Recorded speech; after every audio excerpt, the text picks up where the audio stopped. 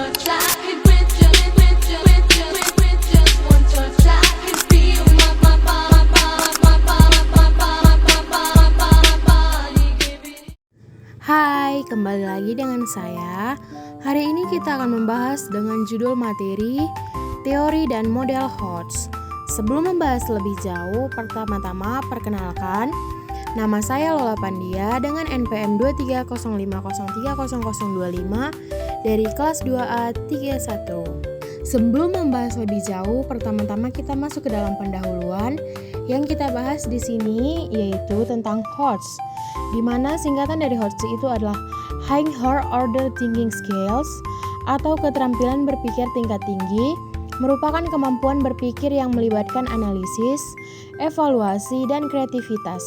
Dalam pembelajaran abad 21, HOTS menjadi sangat penting untuk membentuk peserta didik yang mampu memecahkan masalah, berpikir kritis, serta menghasilkan ide-ide baru. Sekarang kita masuk ke dalam bagian pengertian HOTS. HOTS adalah kemampuan berpikir yang menuntut siswa untuk mengolah informasi, bukan hanya mengingat fakta. HOTS membantu siswa untuk, yang pertama, memahami konsep secara mendalam, yang kedua, memecahkan masalah kompleks, yang ketiga, mengambil keputusan, dan yang terakhir yaitu menciptakan solusi atau produk baru. Selanjutnya kita membahas bagian landasan teori HOTS. Yang pertama yaitu taksonomi Bloom revisi.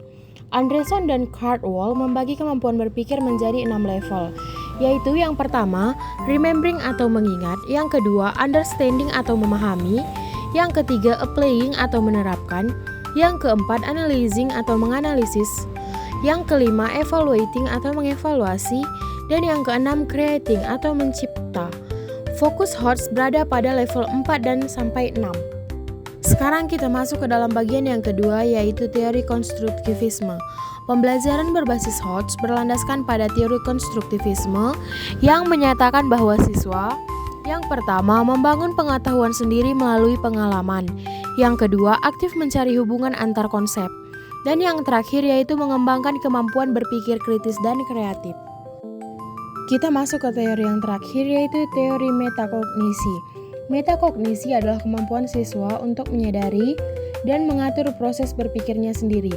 Dalam HOTS, siswa harus yang pertama merancangkan strategi pemecahan masalah, yang kedua memonitor langkah, dan yang terakhir yaitu mengevaluasi hasilnya. Selanjutnya kita masuk ke dalam bagian model-model HOTS. Di sini kita akan membahas 6 bagian, dan yang pertama yaitu model Problem Based Learning atau PBL. Model pembelajaran berbasis masalah yang mendorong siswa yang pertama mengidentifikasi masalah, mencari informasi, menganalisis data, memberikan solusi kreatif. Kaitan dengan HOTS yaitu melatih analisis, evaluasi, dan kreativitas. Kita masuk yang kedua yaitu model Project Based Learning atau PJBL. Siswa belajar melalui proyek nyata sehingga yang pertama melakukan eksplorasi, yang kedua mengintegrasikan berbagai konsep, yang ketiga menyusun produk kreatif. Kaitannya dengan HOTS yaitu proses mencipta atau creativity dan evaluasi. Kita masuk ke model yang ketiga yaitu model Discovery Learning atau pembelajaran yang menuntut siswa menemukan konsep sendiri. Melalui itu, siswa dapat observasi, pengumpulan data, pengolahan informasi. Kaitannya dengan HOTS yaitu melatih kemampuan analisis dan penalaran. Sekarang kita masuk ke dalam model yang keempat yaitu model Inquiry Learning. Siswa aktif bertanya, menyelidiki, dan menarik kesimpulan melalui langkah ilmiah. Kaitannya dengan HOTS yaitu melatih kritis, ilmiah, dan kemampuan evaluatif. Model yang kelima yaitu model Problem Solving atau POLIA. Langkah POLIA yang pertama memahami masalah, yang kedua menyusun rencana, yang ketiga melaksanakan rencana, yang keempat mengevaluasi hasil. Kaitannya dengan HOTS yaitu menekankan analisis dan evaluasi dalam pemecahan masalah. Sekarang kita masuk ke dalam model yang terakhir yaitu model Creativity Problem Solving atau sering disingkat dengan CPS. Model yang mengintegrasikan pemecahan masalah dan kreativitas. Tahapannya yaitu yang pertama, klarifikasi masalah, yang kedua menghasilkan ide, Yang ketiga, mengembangkan solusi. Yang keempat, mengimplementasikan solusi. Kaitannya dengan HOTS yaitu fokus pada kreativitas atau creating. Selanjutnya kita membahas tentang indikator HOTS pada siswa. Ada 3 level di sini yang kita bahas, dan level yang pertama yaitu level analisis, mengidentifikasi hubungan sebab akibat, membandingkan dan mengelompokkan, dan yang ketiga itu menganalisis pola atau struktur. Level yang kedua yaitu level evaluasi, memberikan alasan atau argumen, menilai kebenaran informasi, dan menentukan pilihan terbaik dengan bukti. Level yang ketiga yaitu kreativitas. Yang pertama yaitu menghasilkan ide baru, merancang produk atau solusi, dan yang terakhir mengembangkan strategi atau alternatif. Selanjutnya kita masuk ke dalam contoh penerapan HOTS dalam proses pembelajaran. Yang pertama yaitu memberi soal berbasis studi kasus. Siswa membaca kasus, menemukan masalah, menganalisis informasi, lalu menyusun solusi. Yang kedua, penugasan proyek atau PJBL, membuat produk, laporan, atau desain kreatif. Yang ketiga, diskusi kelompok analitis. Siswa mendebat, menilai, dan menjustifikasi argumen. Dan yang terakhir atau yang keempat, pembelajaran berbasis masalah lokal, misalnya pengelolaan sampah sekolah, banjir, PLTA mini, dan sebagainya.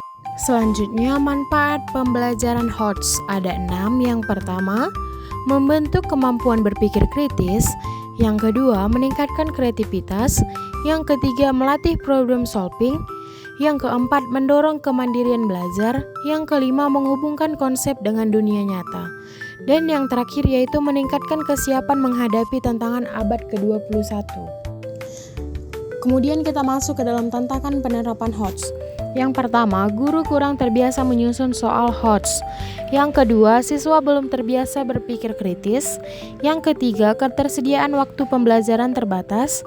Yang keempat, fasilitas dan media pembelajaran yang minim. Dan yang kelima yaitu penilaian HOTS membutuhkan instrumen khusus. Dan yang terakhir kita membahas mengenai strategi guru dalam mengembangkan HOTS. Yang pertama, menyajikan pertanyaan tingkat tinggi. Yang kedua, menggunakan model PBL, PJBL, dan inquiry. Yang ketiga, memberi kesempatan siswa berdiskusi. Yang keempat, membiasakan refleksi dan metakognisi. Yang kelima, menggunakan masalah nyata sebagai bahan belajar. Menilai proses bukan hanya hasil. Nah, kita sudah sampai ke bagian penghujung, yaitu kita akan membahas kesimpulan dari semua materi yang telah kita bahas dari awal hingga akhir. Kesimpulannya yaitu, HOTS merupakan kemampuan berpikir tingkat tinggi yang penting untuk membekali siswa menghadapi tantangan global. Penerapan HOTS memerlukan strategi pembelajaran yang terencana, model pembelajaran kooperatif dan berbasis masalah, serta peran aktif guru dalam memfasilitasi proses berpikir siswa. Dengan mengintegrasikan HOTS dalam pembelajaran, siswa diharapkan mampu berpikir kritis, kreatif, dan produktif. Demikian materi kita tentang teori dan model HOTS. Semoga materi ini dapat membantu untuk kita semua. Sekian dan terima kasih.